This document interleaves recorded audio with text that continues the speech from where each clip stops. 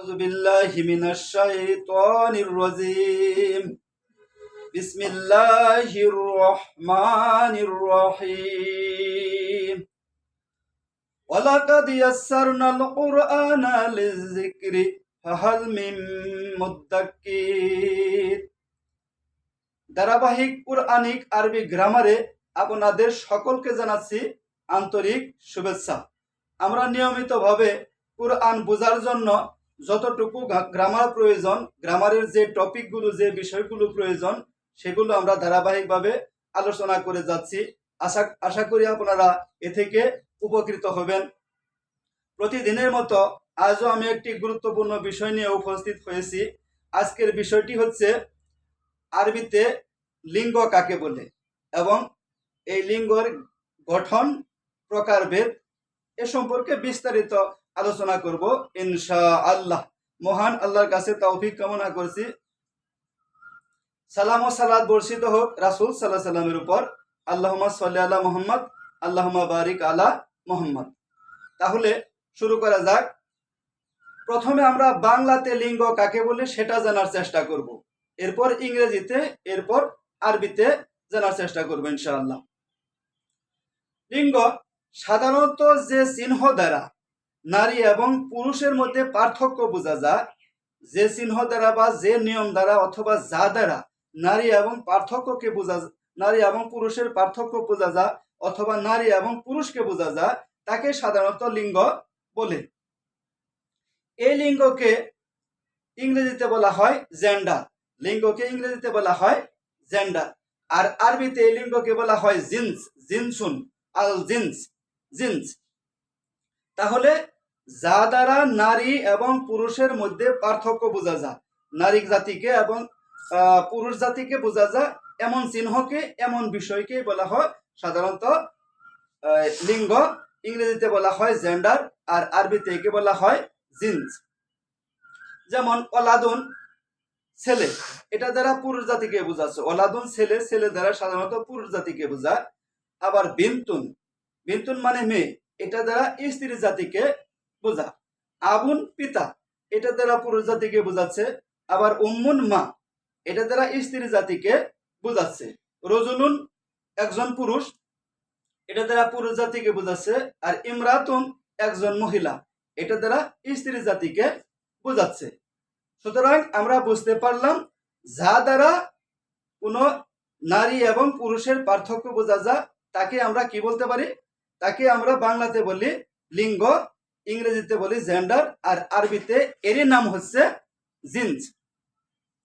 এখন আমরা তিন ভাষায় তথা বাংলা, ইংরেজি এবং আরবিতে এই জিন্সের বা জেন্ডারের এই লিঙ্গের আমরা প্রকারভেদ সম্পর্কে আলোচনা করব।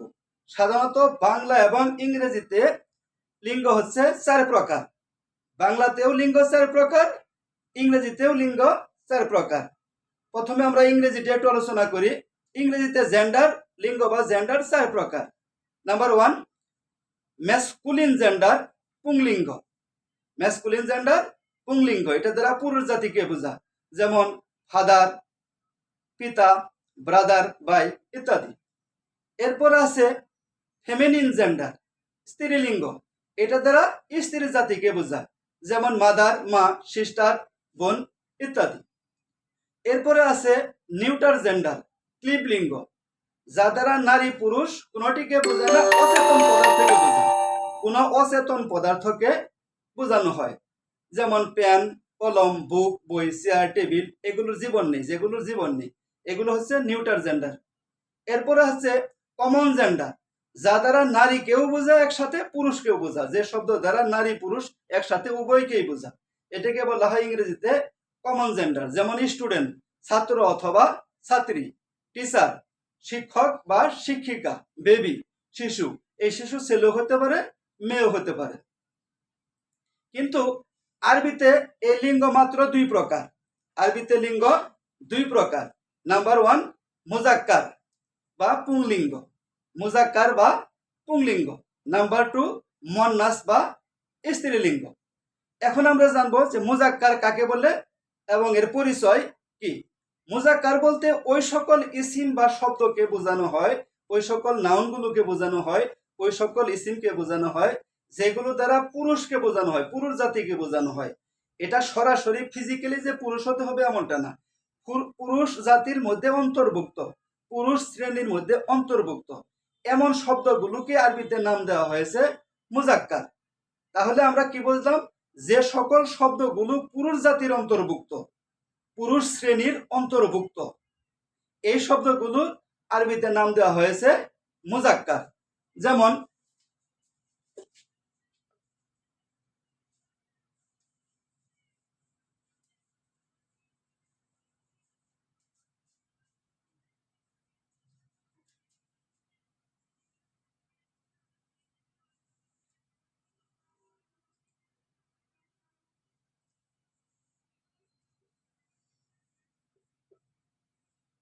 ওলাদুন, ওলাদুন মানে ছেলে, ওলাদুন মানে ছেলে, এটা দ্বারা পুরুষ জাতিকে বোঝাচ্ছে।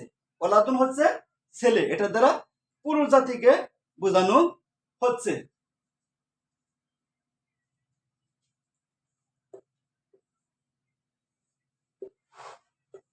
রজুলুন, রজুলুন পুরুষ, একজন পুরুষ, একজন পুরুষ, রজুলুন একজন পুরুষ। তাহলে এই দুটি শব্দ দ্বারা সরাসরি পুরুষ জাতিকে ইন্ডিকেট করছে, পুরুষ জাতিকে বোঝাচ্ছে। ওলাদুন একজন ছেলে, এটাও পুরুষ জাতি। রজুলুন একজন পুরুষ লোক, একজন পুরুষ লোক, এটাও পুরুষ জাতিকে বোঝাচ্ছে। এরপরে যদি আমরা বলি আবুন, আবুন শব্দটা যদি আমরা লিখি আবুন,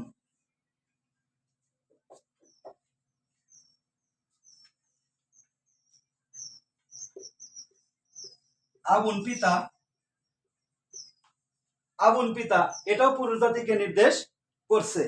সুতরাং আমরা খুব সহজে এবং ক্লিয়ারলি বলতে পারি যে শব্দগুলো দ্বারা পুরুষ জাতিকে বোঝা অথবা যে শব্দগুলো পুরুষ জাতির অন্তর্ভুক্ত, হয় সরাসরি পুরুষ জাতিকে বোঝাবো, ফিজিক্যালি পুরুষ হব, আবার কিছু কিছু ক্ষেত্রে ফিজিক্যালি পুরুষ না, ফিজিক্যালি পুরুষ না, শারীরিকভাবে গঠনগতভাবে নারীর মতো পুরুষের মতো নয়, কিন্তু পুরুষ শ্রেণী, পুরুষ জাতির অন্তর্ভুক্ত, এই শব্দগুলোর নাম হচ্ছে আরবিতে মুজাক্কার। যেমন আরেকটি শব্দ যদি আমরা দেখি,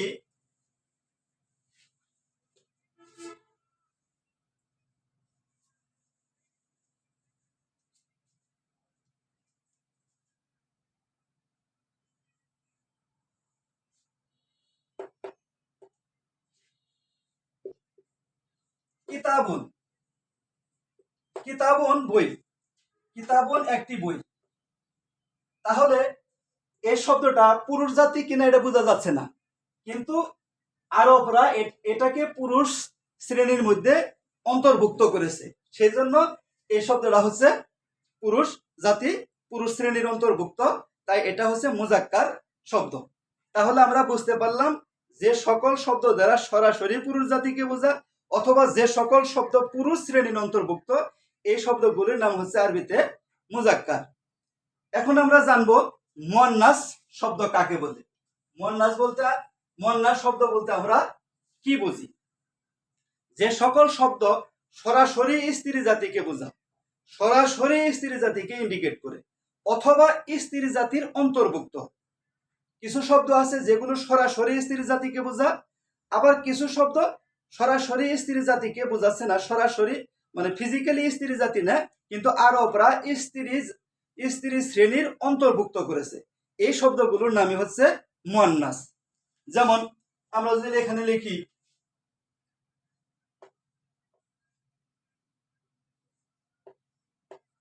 উম্মুন মা, উম্মুন মা, এটা সরাসরি স্ত্রী জাতি, এটা সরাসরি স্ত্রী জাতি, এটা বুঝতে কোনো সমস্যা হচ্ছে না। উম্মুন মা এটা সরাসরি স্ত্রী জাতি। তেমনি যদি আমরা লিখি উখতুন,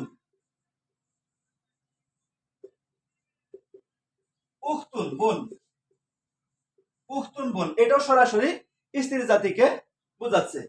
কিন্তু আরেক শ্রেণী শব্দ আছে যেগুলো সরাসরি ফিজিক্যালি স্ত্রী নেয় কিন্তু স্ত্রী শ্রেণীর অন্তর্ভুক্ত, এগুলোকে আরবরা মুয়ান্নাস শব্দ হিসেবে বিবেচনা করেছেন। যেমন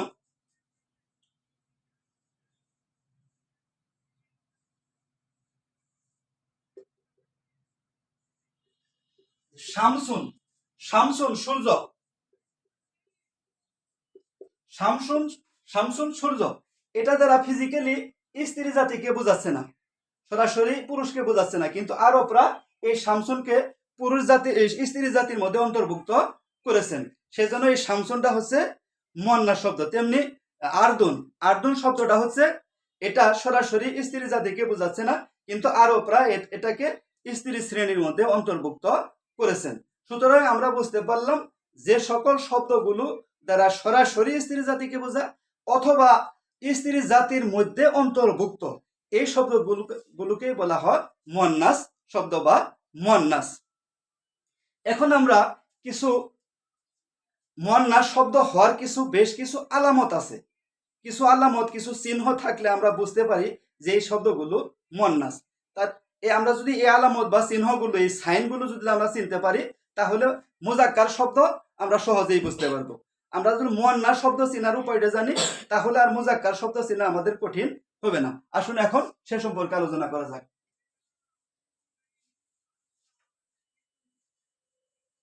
নাম্বার 1, এক নাম্বার চিহ্ন হচ্ছে, নাম্বার 1 হচ্ছে শেষে গুলতা থাকা, শব্দের শেষে গুলতা থাকা। যদি কোনো শব্দের শেষে গুলতা থাকে, যদি কোনো শব্দের শেষে গুলতা থাকে, তাহলে নিঃসন্দেহে ওই শব্দটা মুয়ান্নাস শব্দ। যদি কোনো ইসিমের শেষে, যদি কোনো নাউনের শেষে গুলতা থাকে, তাহলে নিঃসন্দেহে ওই শব্দটি মুয়ান্নাস শব্দ। যেমন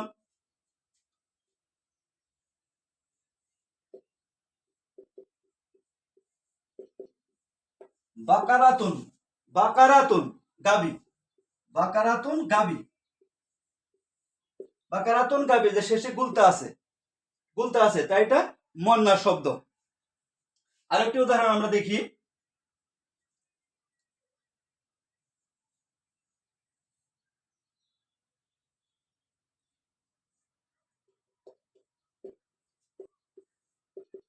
সাজারাতুন গাছ,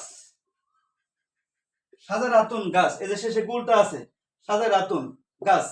তেমনি ফাকিহাতুন ফল, ফাকিহাতুন ফল। তেমনি মুআল্লিমাতুন শিক্ষিকা, মুআল্লিমাতুন শিক্ষিকা, তলিবাতুন ছাত্রী। সুতরাং যেসব শব্দের শেষে গুলতা থাকবে সেই শব্দগুলো নিঃসন্দেহে মুয়ান্নাস শব্দ। এরপরের চিহ্নটি আমরা দেখব, পরের আলামতটি আমরা কি দেখব? পরের আলামতটি হচ্ছে, এই আলামতটি সবচেয়ে গুরুত্বপূর্ণ, এটাই সবচেয়ে বেশি ব্যবহৃত হয়। 2 নম্বর আলামত হচ্ছে শব্দের শেষে আলিফে মাকসুরা থাকা, আলিফে মাকসুরা থাকা। এখন আমরা প্রথমে জানবো যে মাকসুরা কাকে বলে। মাকসুরা মানে সংক্ষিপ্ত, খাটো, কসরা থেকে এসেছে। মাকসুরা মানে সংক্ষিপ্ত বা খাটো। যে সকল শব্দের শেষে সাকিন বিহীন ইয়া থাকবে, নুক্তা বিহীন ইয়া থাকবে, নুক্তা থাকবে না, যে ইয়াটার মধ্যে নুক্তা থাকে না, এই নুক্তাহীন ইয়া থাকবে এবং ওর আগে একটি জবর থাকবে। নুক্তাহীন ইয়ার আগে যদি জবর থাকে, তাহলে সে শব্দটা মুয়ান্নাস শব্দের মধ্যে অন্তর্ভুক্ত। কি বললাম? শব্দের শেষে যদি নুক্তাবিহীন ইয়া থাকে এবং ওর আগে যদি ফাতহা বা জবর থাকে, তাহলে ওই শব্দটা মুয়ান্নাস শব্দ। যেমন আমরা যদি লিখি এখানে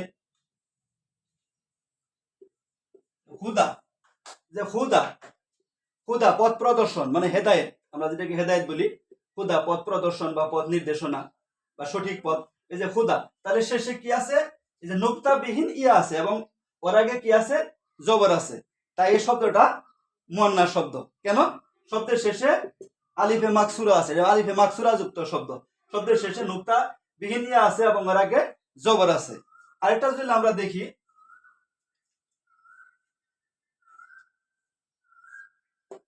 যে ফাতা, ফাতা, ফাতা মানে যুবক, ফাতা মানে যুবক, আমরা এখানে রাখলাম ফাতা মানে যুবক। তাহলে ফাতা, এই যে শব্দের শেষে নুক্তাবিহীন ইয়া আছে এবং ওর আগে জবর আছে। সুতরাং কোন শব্দের শেষে যদি নুক্তাবিহীন ইয়া থাকে এবং ওর আগে যদি জবর থাকে, তাহলে সেই শব্দটি হচ্ছে, সেই ইসিমটি, সেই নাউনটি হচ্ছে মুয়ান্নাস শব্দ। আমরা এরপরের আলামতটা আলোচনা করব। আমরা বেশি আলামত আলোচনা করবো না, 4টি আলামত আলোচনা করবো। এরপরে 3 নম্বরের আলামতটা হচ্ছে শেষে আলিফে মামদুদা থাকা। আলিফে মামদুদা, মামদুদা মানে লম্বা, মাদ্দা থেকে মামদুদা মানে লম্বা। কোন শব্দের শেষে যদি খালি আলিফ থাকে, কোন শব্দের শেষে যদি খালি আলিফ থাকে এবং ওর পরে যদি হামজা থাকে, তাহলে এটাকে বলা হয় আলিফে মামদুদা। আর এই আলিফকে চার আলিফ টেনে পড়তে হয়, এটা তাজবিদের নিয়ম। সুতরাং কোন শব্দের শেষে যদি খালি আলিফ থাকে, ওরা আগে যদি হামজা থাকে, তাহলে সেই শব্দটা হচ্ছে আলিফে মামদুদা যুক্ত।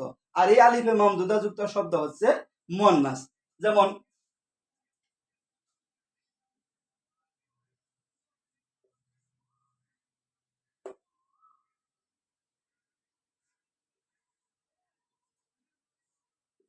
ইতউন, ইতউন, ইতউন, সারা আলিফ লম্বা হবে।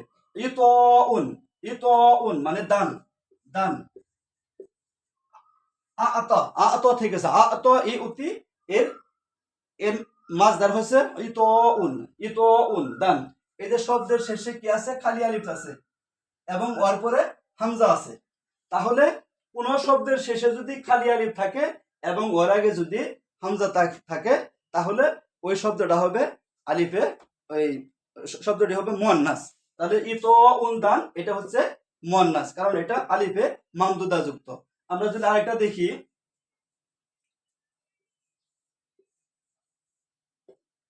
খতাউন, খতাউন, খতাউন ভুল,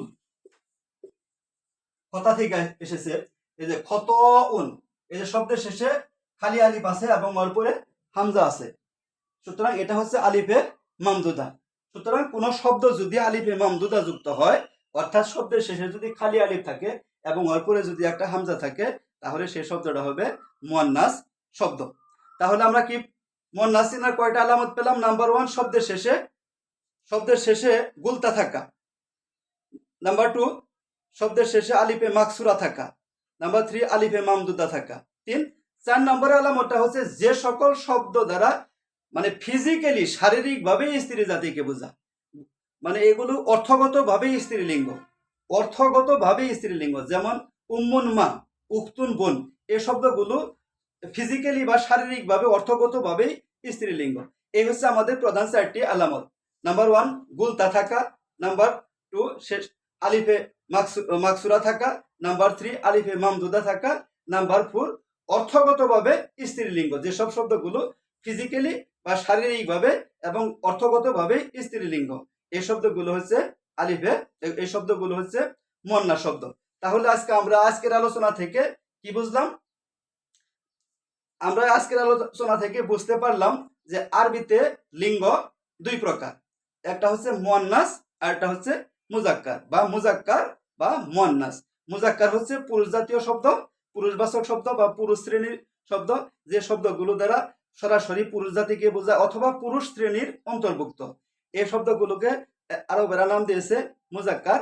আর যে শব্দগুলো সরাসরি বা শারীরিকভাবে স্ত্রীলিঙ্গ অথবা অর্থগতভাবে স্ত্রীলিঙ্গ অথবা এই শ্রেণীর অন্তর্ভুক্ত, এই স্ত্রী জাতীয় শব্দগুলোর আরবিতে নাম দেওয়া হয়েছে মুয়ান্নাস শব্দ। আশা করি এতক্ষণের আলোচনা থেকে আপনারা মুজাক্কার, মুয়ান্নাস কাকে বলে, আরবিতে লিঙ্গ কাকে বলে, আরবির লিঙ্গের এই বিস্তারিত পরিচয় ইনশাআল্লাহ পেয়েছেন। ধন্যবাদ সকলকে। আজ এই পর্যন্তই। আসসালামু আলাইকুম রহমতুল্লাহ।